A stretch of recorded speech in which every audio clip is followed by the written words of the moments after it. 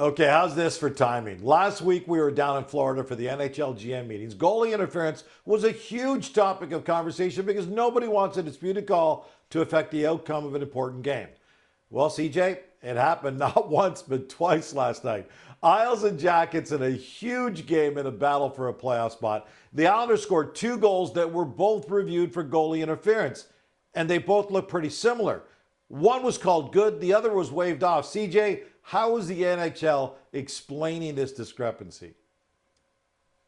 Well, both of those were difficult calls. They were, pretty close to the line, I suppose you might say, for the hockey operations department of the league. And really, the disputed call is the one that saw the goal overturned for goaltender interference, and the one that had the Islanders most upset. And I think what's important to highlight here is it matters what the call on the ice is still.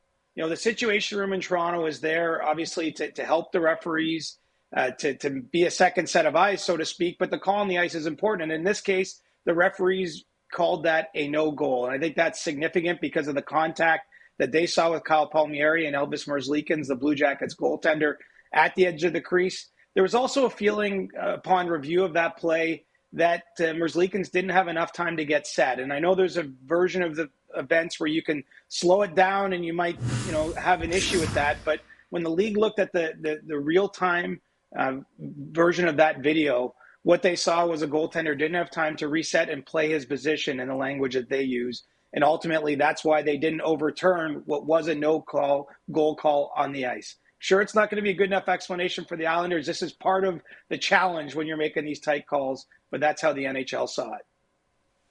The timing of it, though, was just incredible. Listen, a big signing in the league this morning. The league leading cap signed D-man Jakob Chychrun to an 8-year, $72 million deal. Cale Makar is the same AAV of $9 million. Of course, Makar signed a deal 4 years ago. How did they come together between Chychrun and the Caps on this? Well, it wasn't easy, and I don't think it's going to be easy for other top free agents as we enter this summer because obviously we're in this rising cap environment where the league thinks the cap could go, to 113.5 million in the next 3 years.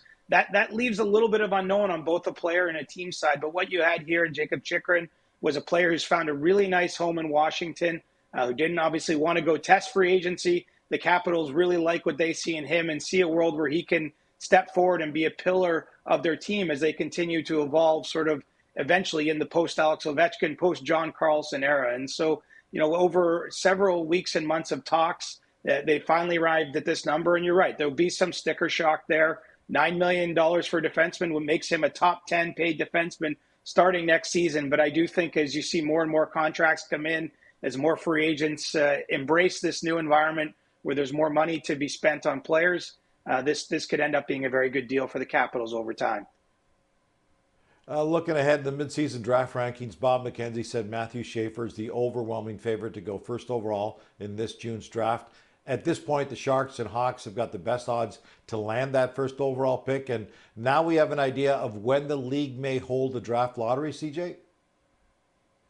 Yes, exactly. It's going to be either May 5th or May 6th, depending on when the first round of the Stanley Cup playoffs wraps up. That draft lottery will be held heading into the second round of the playoffs out of Secaucus, New Jersey, where the NHL has done that the last couple seasons. And you're right, there'll be a couple familiar teams there in both the Sharks and Blackhawks who've selected first overall the last 2 years with the best odds most likely in the lottery balls as they fall. But that's a big night for teams that are looking ahead to the future and are maybe putting a difficult season in the rearview mirror.